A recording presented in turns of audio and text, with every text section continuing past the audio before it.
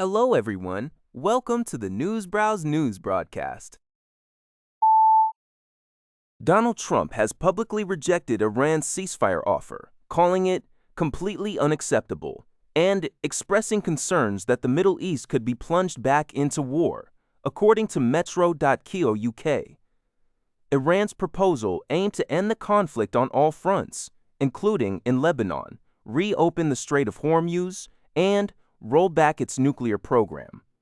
However, Trump used Truth Social to accuse Tehran of playing games with the United States for nearly 50 years, vowing that they will be laughing no longer. The former president reiterated threats of resuming full-scale bombing if Iran does not accept an agreement to reopen the strategic waterway and curtail its nuclear activities. A key sticking point being Iran's enriched uranium. Trump also posted a series of AI-generated images on Truth Social, depicting sinking Iranian ships and explosions, and criticized his predecessors, Barack Obama and Joe Biden, for their handling of Iran. Al Jazeera reports on the use of a controversial Israeli weapon in Lebanon. According to war surgeon Dr. Tahir Mohammed, tiny tungsten cubes, identical to those causing severe internal injuries in Gaza, are now being found in wounded civilians in Lebanon. Dr. Mohammed emphasizes the devastating nature of these projectiles, stating that they cause indiscriminate harm. This report draws parallels between the types of weaponry and their impact on civilian populations in both regions, highlighting concerns over the nature of warfare being conducted. According to Dusi 1, Indian Prime Minister Narendra Modi addressed the nation in Hyderabad, urging citizens to adopt a nationally responsible lifestyle to counter the ongoing oil price crisis, energy shortages, and global inflation stemming from the U.S.-Iran conflict.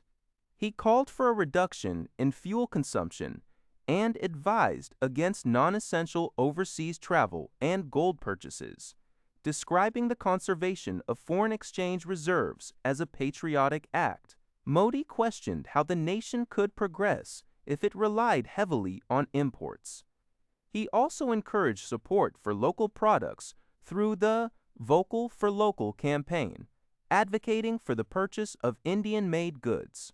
Furthermore, the Prime Minister suggested a return to remote work and online meeting models reminiscent of the pandemic era, to reduce transportation and fuel costs.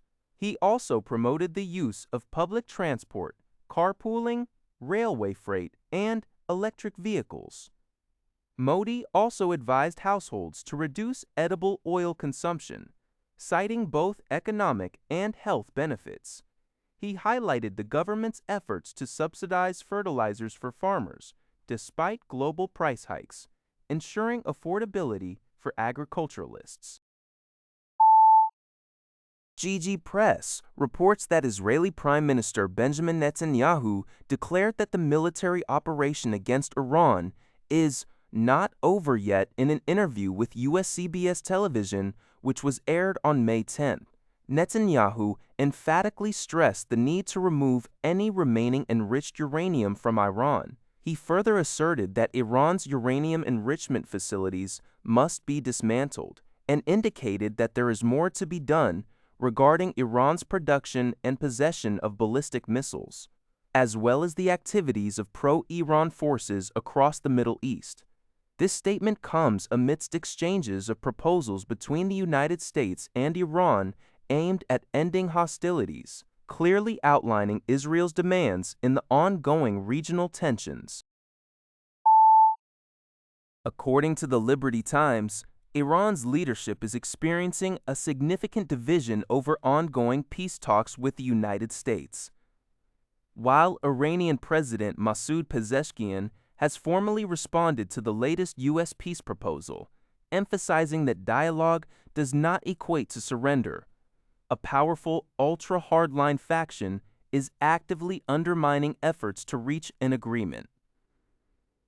Iran's official response reportedly focuses on ending the war, particularly on the Lebanese front, and ensuring maritime security in the Persian Gulf and Strait of Hormuz, suggesting these are key bargaining chips.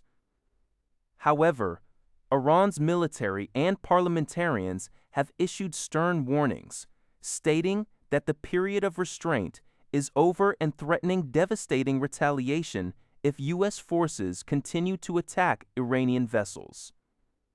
The Jevi Pederi Genvi Jensen faction, a small but influential ultra-hardline group, considers itself a guardian of the 1979 Islamic Revolution's values. They view resistance against the U.S. and Israel as an eternal battle, and any consideration of talks with the U.S. as a form of surrender. This group has intensified its anti-U.S. rhetoric across media, in parliament, and on the streets, criticizing the U.S.-Iran talks and accusing chief negotiator, Parliament Speaker Kolibaf of treason for violating Supreme Leader Mojtaba Khamenei's red lines. Their actions lend credence to U.S. President Trump's assertion of a split within Iran's leadership, especially as the new Iranian leadership faces one of its most severe existential threats. That's all for this video. Thank you for watching. See you in the next video.